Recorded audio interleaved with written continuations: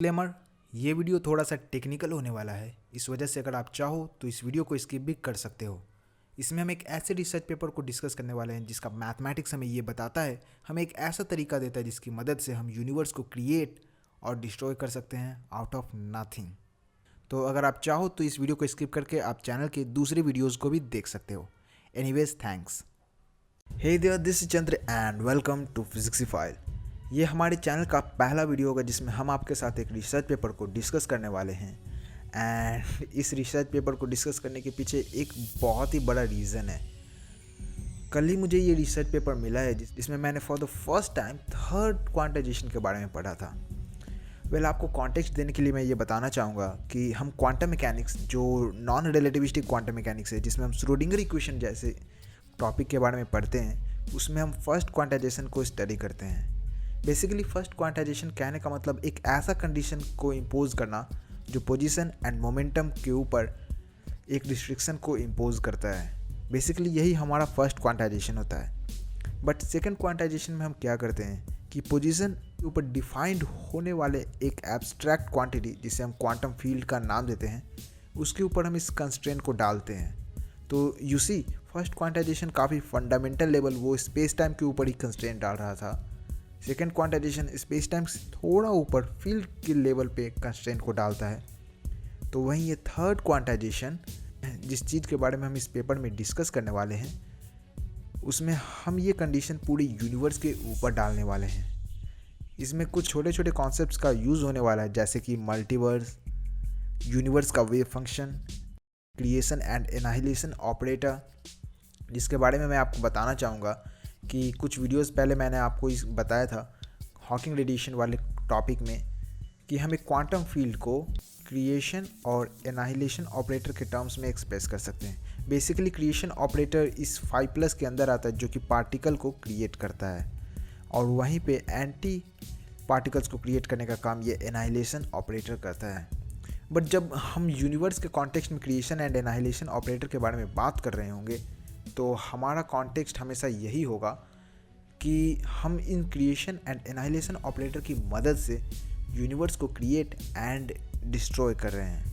But anyways, ये काफ़ी आगे की बातें हो गई। चलो एक एक करके हम इस पेपर को थोड़ी थोड़ी कॉन्टेक्स्ट में डिस्कस करते हैं।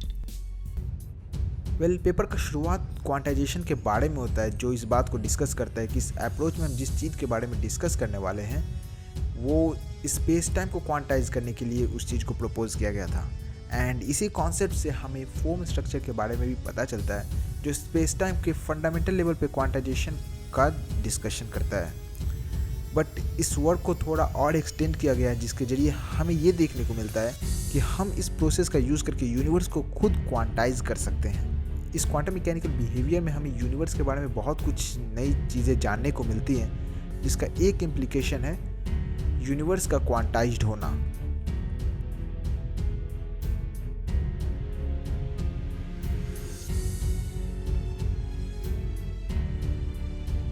तो पेपर के शुरुआत में ऑथर्स ने हमें ये बताया है कि थर्ड क्वांटाइजेशन का formalism quantum mechanically space time को क्वांटाइज करने के लिए किया गया था, जिसका सबसे बड़ा इम्प्लीकेशन फॉर्म स्ट्रक्चर था, जिसे डेविड व्हीलर ने सबसे पहली बार हमें बताया था। तो you guys can read this section in the research paper itself, जिसे मैं इस वीडियो के डिस्क्रिप्शन में नीचे मेंशन कर दूंगा। तो हम फर्स्ट सेक्शन में जस्ट ये बस एक फ़िलॉसफी है, दे आर टॉकिंग अबाउट कि हमने इस काम को क्यों किया, कैसे किया, ब्ला ब्ला ब्ला। बट इस पेपर का जस्ट यहाँ से शुरुआत होता है, थर्ड क्वांटाइजेशन फॉर्मलिज्म। जैसे कि हमारे पास जब वेव फंक्शन आता है, तो उस वेव फंक्शन को डिस्क्राइब करने के लिए एक श्रोडिंगर इक्वेशन की भी हमें ज़रूरत पड़ती है। तो इस फॉर्मलिज्म में जब हमने पूरे यूनिवर्स को एक वेव फंक्शन दिया, तो हमारा सबसे पहला गोल ये था कि इस वेव फंक्शन को हम किस तरह से इवॉल्व करते हुए देखेंगे, और उसके लिए हमें मिनी सुपर स्पेस के कॉन्सेप्ट को बताना पड़ा था। बेसिकली मिनी सुपर स्पेस एक ऐसा पॉइंट का कलेक्शन है, जैसे you have a system like say you have a system, this is your phase space. Basically ये एक फंडामेंटल लेवल पर यह एक सेट है। इस सेट का हर एक पॉइंट हमारे यूनिवर्स की एक पार्टिकुलर कॉन्फ़िगरेशन को डिस्क्राइब करता है। मान लो अभी हमारा यूनिवर्स जो कुछ ऐसा स्टेट में हो जिसे हम 1 नाम दे रहे हैं, थोड़ी देर बाद वो स्टेट 2 में चला जाता है। तो मान लो इस स्टेट में ये 2 पॉइंट थे, मतलब हमारे पूरे यूनिवर्स में सिर्फ यही 2 पॉइंट है। स्टेट 2 में क्या होता है कि इन दोनों पॉइंट के बीच का डिस्टेंस बढ़ जाता है। तो ऐसा हर एक पॉसिबल कन्फिग्रेशन जो एक दूसरे से डिफरेंट है, वो सभी इस फेज स्पेस में या इस सेट के हर एक पॉइंट को डिस्क्राइब करते हैं। एंड हमारा जो श्रोडिंगर इक्वेशन होगा या फिर व्हीलर-डेविड इक्वेशन, जो इस कॉन्टेक्स्ट में इस इक्वेशन का नाम है, वो इक्वेशन हमारे यूनिवर्स के कन्फिग्रेशन को इसी फेज स्पेस में डिस्क्राइब करेगा। मतलब अगर मान लो ये वो 2 पॉइंट थे, अगर नेक्स्ट कन्फिग्रेशन में ये 2 पॉइंट एक दूसरे से इन्फिनिटली दूर गए, तो इन अ वे यहाँ पर जो यूनिवर्स का और पॉइंट का 1-to-1 मैपिंग होगा, वो एक तरह से कर्व को डिस्क्राइब करेगा। मतलब यूनिवर्स हमारा एक्चुअल टाइम में जिस तरह से इवॉल्व कर रहा है, वो यहाँ इस फेज स्पेस में एक कर्व या एक पाथ को ट्रेस आउट करेगा। एनीवेज, तो यही पेपर की शुरुआत में मिनी सुपर स्पेस का कॉन्सेप्ट है। वो एक फेज स्पेस को प्रपोज करते हैं जिसमें हमारा वेव फंक्शन रहता है। उसके बाद हमारा ये व्हीलर-डेविड इक्वेशन इस फेज स्पेस के एवोल्यूशन को गवर्न करता है, जिसमें इस पोटेंशियल वाले टर्म को यहाँ पर री-एक्सप्रेस किया गया है। यहाँ पर जो जी म्यू है, ये बेसिकली मेट्रिक टेंसर है, जिसे यहाँ पर यूँ कुछ ऐसे डिस्क्राइब किया गया है। ये एक डायगोनल मैट्रिक्स है, इसका डायगोनल एलिमेंट ये है एंड नॉन डायगोनल एलिमेंट सभी 0 हैं। मैट्रिसेस कहने का मतलब यूँ कुछ ऐसा होगा, JGAB, एंड इसके डायगोनल एलिमेंट यूँ कुछ ऐसे होंगे और बाकी सभी नॉन डायगोनल एलिमेंट 0 होंगे। इसका रूल ये है कि मान लो मेरे पास कोई पॉइंट है x1 एंड x2, तो हमें हमें कोऑर्डिनेट ज्योमेट्री में ये पता है कि x1 और x2 के बीच का difference x2 minus x1 whole square root under होता है। बट ये सिर्फ फ्लैट स्पेस में काम करता है। अगर हम कर्व्ड स्पेस में चले जाते हैं या फिर ऐसी जगह जहाँ कर्वेचर आ रहा हो, तो वहाँ पे हमें एक कनेक्शन टर्म ऐड करना पड़ता है, जैसे gxx x2 minus x1 whole square plus gyy y2 minus y1 का whole square dot dot dot dot. ये प्रोसीजर हमेशा ऐसे ही चलता जाता है। एंड gxx gyy इन सभी टर्म्स को लेकर हम एक मैट्रिक्स क्रिएट करते हैं जो कुछ ऐसा दिखता है। बट एनीवेज, तो यहाँ पर ये पेपर हमें यही बता रहा था, जिस इक्वेशन को सॉल्व करने के बाद हमें ये कुछ ऐसा एक्सप्रेशन देखने को मिलता है। यहाँ पर अगर हम क्वांटम फील्ड थ्योरी के एनालॉजी को फॉलो करते हैं, तो हमें सबसे इंटरेस्टिंग चीज़ जो देखने को मिलेगी वो ये होगी कि जिस तरह से हम क्वांटम फील्ड थ्योरी में ऐसा कह रहे थे कि क्वांटम फील्ड, हमारे पास एक क्वांटम फील्ड होता है जिसमें फ्लक्चुएशन से पार्टिकल्स का क्रिएशन होगा। ये फ्लक्चुएशन करवाने का काम क्रिएशन और एनाहिलेशन ऑपरेटर ही करते हैं। तो बिल्कुल वैसे ही अगर हम उस एनालॉजी को फॉलो करते हैं, तो हमारे यूनिवर्स का वेव फंक्शन, जिसे इस फॉर्मुलिज्म में हम एक क्वांटम फील्ड के लेवल पे प्रोमोट कर देते हैं। सी, यहाँ पे हम जो भी काम कर रहे हैं वो सभी मैथमेटिकल लेवल पे हो रहा है। तो हमने यहाँ पर क्या किया है कि यूनिवर्स का वेव फंक्शन जो क्वांटम स्टेट है, उसे खुद ही एक क्वांटम फील्ड के लेवल पे प्रमोट कर दिया है। एंड उसके बाद हम मैथमेटिकली उसे स्टडी कर रहे हैं, जिसमें हमें ये देखने को मिलता है कि उसे हम क्रिएशन और एनाहिलेशन ऑपरेटर के टर्म्स में री एक्सप्रेस कर सकते हैं। सी, यहाँ पर जो ये डिकम्पोजिशन है, ये 2 टर्म्स के एडिशन के रूप में, इस चीज़ को हम फूरियर डिकम्पोजिशन कहते हैं, जिसका बेसिक मीनिंग ये है कि आप किसी भी कॉम्प्लेक्स फंक्शन को, जिसका वेरिएबल एक कॉम्प्लेक्स नंबर हो, उसे आप sigma e to the i k i x c k i के फॉर्म में एक्सप्रेस कर सकते हैं, जहाँ पर i के ऊपर समेशन हुआ है। बट क्योंकि k हमारा मोमेंटम को रिप्रेजेंट करता है, मोमेंटम एक कंटिन्यूस वेरिएबल है, मतलब मोमेंटम ऐसा नहीं है कि हाँ सिर्फ वो 1, 2 या किसी नेचुरल नंबर को ही अटेंड करेगा, क्योंकि वो एक रियल वेरिएबल है। इस वजह से ये समेशन इंटीग्रेशन में कन्वर्ट हो जाता है, जिसे हम इक्वेशन में देख भी रहे हैं। तो बेसिकली हमने जो यहाँ पर किया है, उसमें इस फील्ड इक्वेशन को हमने फूरियर डिकम्पोज किया है, और फूरियर डिकम्पोज करने के बाद हमने उसे क्रिएशन एंड एनाहिलेशन ऑपरेटर के टर्म्स में री एक्सप्रेस किया है। इसका सबसे बड़ा फ़ायदा ये है कि हम क्रिएशन और एनाहिलेशन ऑपरेटर के टर्म्स में जब चीज़ों को एक्सप्रेस कर देते हैं, तो यहाँ पर हम डायरेक्टली क्वांटम फील्ड थ्योरी वाले एनालिसिस को यूज़ कर सकते हैं। एंड यहाँ पर जैसा कि मैंने हाईलाइट किया हुआ देख सकते हो कि ये creation and annihilation of the universe को डिस्क्राइब करते हैं। मतलब मैथमेटिकली हमने एक ऐसे मेथड को खोज लिया है जिसमें मल्टीवर्स के स्पेस में हम यूनिवर्स को क्रिएट एंड डिस्ट्रॉय कर सकते हैं। मतलब इस प्रोसेस में अब हम एक ऐसे पाथ पे पहुंच चुके हैं जहां पर यूनिवर्स खुद ब खुद अपने एग्जिस्टेंस में आ सकते हैं और वापस से एनाइलेट होकर गायब भी हो सकते हैं। जैसे हम कहते हैं कि फंडामेंटल लेवल पे इलेक्ट्रॉन्स एंड एंटी इलेक्ट्रॉन, जिसे पॉजिट्रॉन कहते हैं, वो दोनों क्वांटम फ्लक्चुएशन की वजह से पॉप इन करते हैं एग्जिस्टेंस में और एक दूसरे के साथ एनाइलेट करके वापस चले जाते हैं। एग्जैक्ट सेम काम यहाँ पर यूनिवर्स के साथ भी हो सकता है, जो कि सोचने में काफ़ी माइंड ब्लोइंग है, क्योंकि इसके साथ एक मैथमेटिकल फॉर्मलिज्म भी है।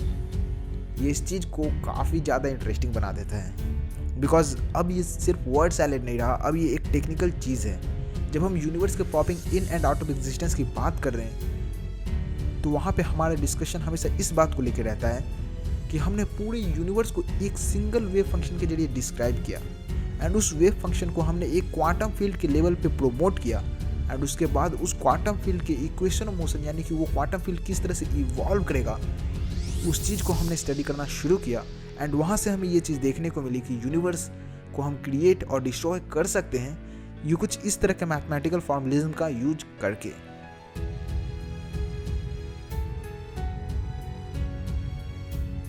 फिर यहाँ पर जो हमारा सबसे इंटरेस्टिंग क्वेश्चन आता है वो ये है कि अगर इस बड़े से क्वांटम फील्ड का पार्टिकल, यानी कि इस बड़े से क्वांटम फील्ड में होने वाले एक्साइटेशन हमारा यूनिवर्स है, तो हमारे इस बड़े से फील्ड में कितने टोटल यूनिवर्स हैं, मतलब जो रियल वाले यूनिवर्स हो। जैसे हमारे यूनिवर्स में नंबर ऑफ इलेक्ट्रॉन प्रोटॉन, मतलब हम सभी इंसान जो हैं हम सभी रियल पार्टिकल से मिलकर बने हैं, और हमारे यूनिवर्स में अगर हम सभी रियल पार्टिकल्स के नंबर को काउंट करें तो वो फाइनाइट होगा।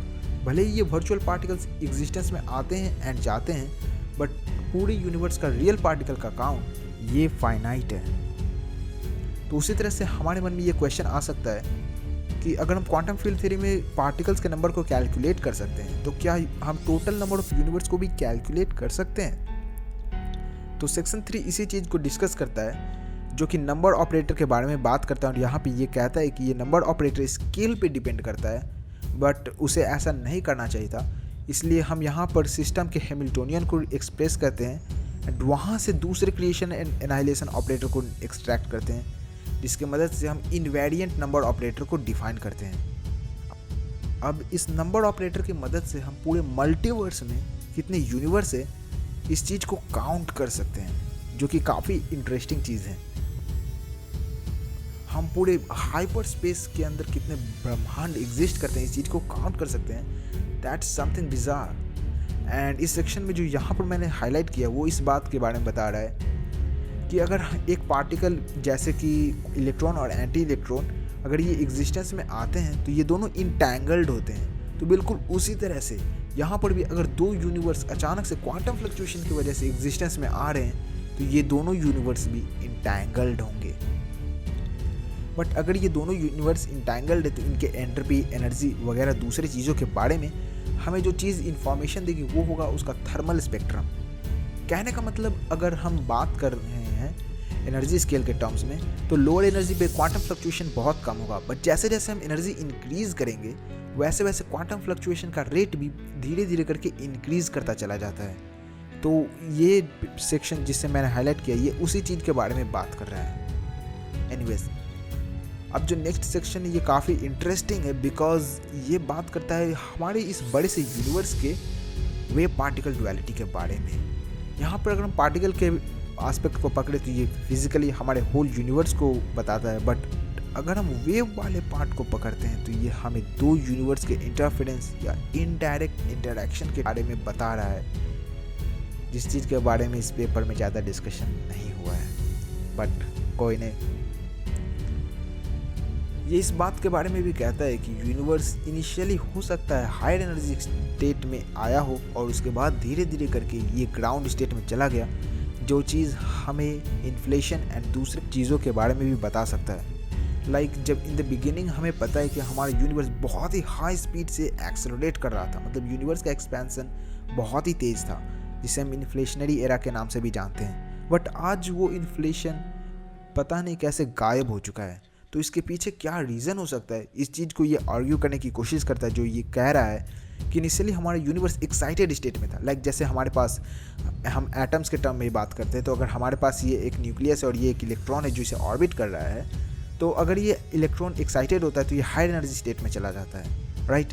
बिल्कुल वैसे ही ये कह रहा है कि हमारा यूनिवर्स भी अगर इस बड़े डायनामिकल फील्ड का पार्टिकल है, तो हो सकता है इनिशियली यूनिवर्स हमारा एक्साइटेड स्टेट में था और उसके बाद अब धीरे धीरे करके ये अपनी एनर्जी को लूज करता हुआ ग्राउंड स्टेट में चला गया। एंड इसी वजह से हमारा जो कॉस्मोलॉजिकल कांस्टेंट है, जिसका यूज़ करके हम डार्क एनर्जी को डिस्क्राइब करते हैं, उसका अमाउंट आज यूनिवर्स में बहुत ही कम है। एंड इस वजह से हमें आज कोई इन्फ्लेशन देखने को नहीं मिलता।